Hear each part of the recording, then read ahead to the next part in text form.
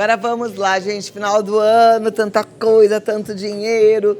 E tem gente que já comprometeu o 13º todo. Tem gente que vai tirar férias, já gastou tudo, esqueceu que só vai receber depois.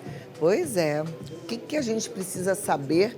Como é que a gente vai organizar as nossas contas para começar 2024 bem? Você já fez planejamento financeiro? Ou já torrou tudo? Como é que tá a sua situação? Quem vai conversar com a gente é o educador financeiro Rezende Neto. Dicas de como fazer com que este salário extra, se é que você ainda tem, possa te ajudar para que você comece 2024 bem tranquilo. Rezende, seja bem-vindo. Obrigada por estar aqui com a gente. Sim. Prazer em recebê-lo, viu? Obrigado, viu? Vamos lá, vamos bater esse papo. Sim.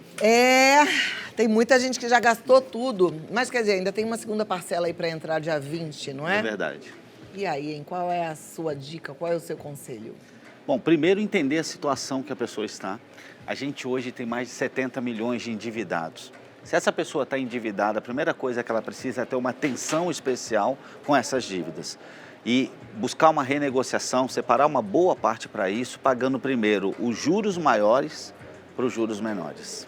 Essa é a Ou primeira. seja, aquela dívida de cartão, aquela dívida que está com aquele juro abusivo, tem que correr atrás para sanar esse problema. Aliás, a gente até falou na semana passada sobre aquele programa do governo Desenrola Brasil, que está ajudando muita gente, porque está dando um desconto muito bom nessa renegociação, né?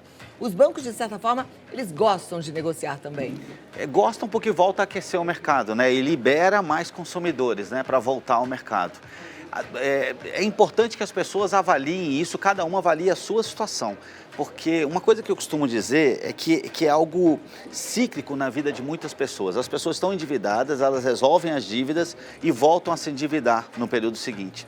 E eu costumo comparar isso com o seguinte, é como se a gente vivesse num lixão. As dívidas são os ratos e a barata que nos incomodam. A gente mata os ratos e as baratas, mas continua num lixão. Então eles voltam. A gente precisa limpar o lixão, plantar um jardim para que as borboletas venham. Então tem que mudar. A questão é mais do que financeira. Então, vamos lá. O que a gente precisa mudar? Tem uma questão para mim que é a base de tudo, que é uma questão... Quando eu falo de finanças, eu falo a base de tudo é espiritual. Depois vem para uma questão emocional. E depois é uma questão de fato financeira. Existem algumas pessoas que acham que passam a dificuldade financeira porque ganham pouco. Isso não é verdade. A prosperidade, ela vem do quanto a gente consegue guardar. Então eu preciso viver com um padrão de vida um pouco menor para eu poder guardar. Por que algumas pessoas não conseguem? Uma questão emocional, escassez, e aí tentam preencher com coisas que não vão preencher. Ou às vezes até uma questão espiritual, quebra de princípios.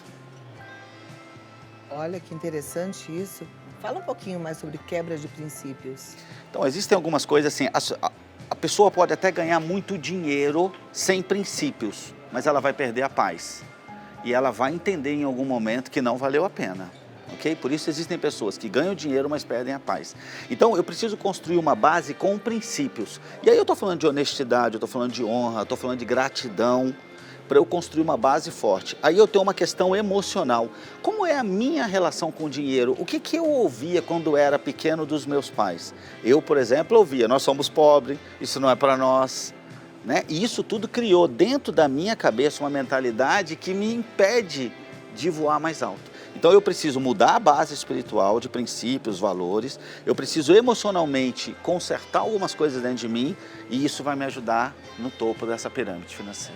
Tem muita gente que teve uma educação financeira, que na verdade é mais emocional e psicológica em casa, parecida com a sua. Muita Verdade. gente viveu isso, né? Verdade. A gente vem de uma geração de escassez. Verdade. Não era fácil, as coisas nem chegavam muito facilmente ao Brasil.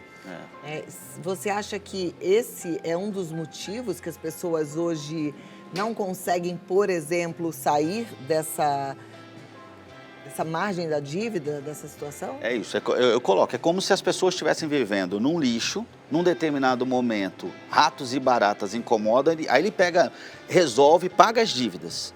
Um ano depois ele está endividado de novo, porque a gente precisa resolver a base. Primeiro, princípios, nós precisamos viver princípios. Honestidade, gratidão, honra, sabe, coisas que são muito importantes. E depois eu preciso mudar a minha relação com o dinheiro. Existem pais que fazem muito mal para os seus filhos e não fazem ideia. Por exemplo, eles amaldiçoam o próprio trabalho. Eles dizem, eu não aguento mais aquele trabalho, reclama do chefe, reclama de tudo. Essa criança ouve isso e o que ela significa? Trabalhar é ruim, é castigo. Então, isso se dá com dinheiro. As crianças às vezes dizem, meu pai trabalhava muito para a gente poder ter as coisas, então eu não quero fazer isso. Né? Então, essa é uma questão que a gente precisa resolver para resolver em definitivo. Ai, gente, como o autoconhecimento é importante, muito, né? Por isso é que eu sou fã de terapia, psicologia, ela realmente ajuda muito, muito, muito. Mas já pegou a dica aqui, né? Comece a falar para os seus filhos. Mamãe vai trabalhar. Eu falo assim pro meu neto, ele fala, fica. Eu falo, vovó, fica feliz quando vai pro trabalho. Ele tem que saber, as crianças têm que saber que trabalhar faz bem pra gente, né? Verdade, verdade. Não é uma obrigação ruim, isso é mesmo. algo muito gostoso, prazeroso. Mas vamos lá. Então, agora partindo mais pro prático. Tá. E aí eu tô contando que você vai trabalhar, você em casa, sua cabeça, tentar resgatar isso tudo que tá incutido aí, te fazendo pensar de forma errada, te levando pro buraco, pro lixão, Isso. como disse Rezende. O que a gente traz pro prático? Então, 13º, como eu disse, quem está endividado primeiro resolve as dívidas. Separa um bom percentual e tudo depende do grau de endividamento, tá bom? Mas se você puder separar pelo menos 50%, resolve isso.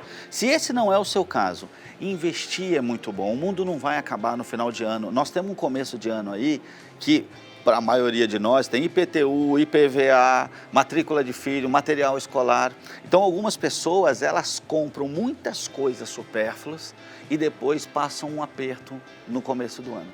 Então, é importante a gente entender parte desse 13º, porque eu também acho que a gente precisa celebrar, a gente precisa usufruir.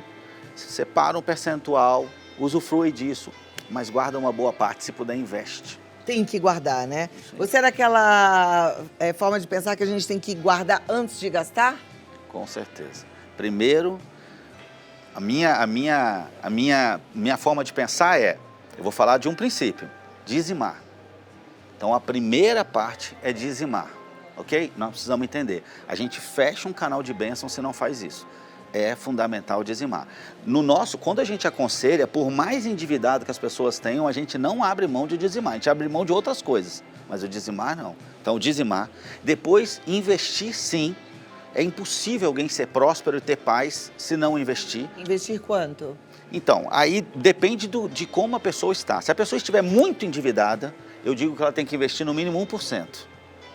Se a pessoa não estiver, o ideal é que ela pudesse viver com 55% do que ela ganha. Se a gente ensinar isso para os jovens que vão começar a trabalhar, não fica complicado. Você está entrando no primeiro emprego agora, vai ganhar 1.500, esquece. Você vai viver com 750. Os outros 750 você vai dizimar e você vai investir. Okay? Vai investir para o seu futuro. Em países de primeiro mundo, é comum a cultura de quando as pessoas morrem, elas deixam herança. Essa herança, ela não é só financeira, ela educa as gerações que vêm depois como lidar com o dinheiro. Países como o nosso, infelizmente, os idosos precisam que os filhos se juntem para pagar o plano de saúde, é uma questão cultural. Perfeito. Olha, a gente precisa aprender mais com o Rezende, percebeu, né? Rezende Neto, educador financeiro, ele está no Rezende N Oficial, isso, né? Rezende N Oficial. E o WhatsApp dele é o 11 96592 2912. Convida para dar uma palestra aí para sua turma. 11 96592 2912. E segue no Instagram, Rezende N Oficial. E um próspero ano novo para você e para toda a sua família. Obrigada. Muito obrigado. Muito prazer. Bom, obrigada.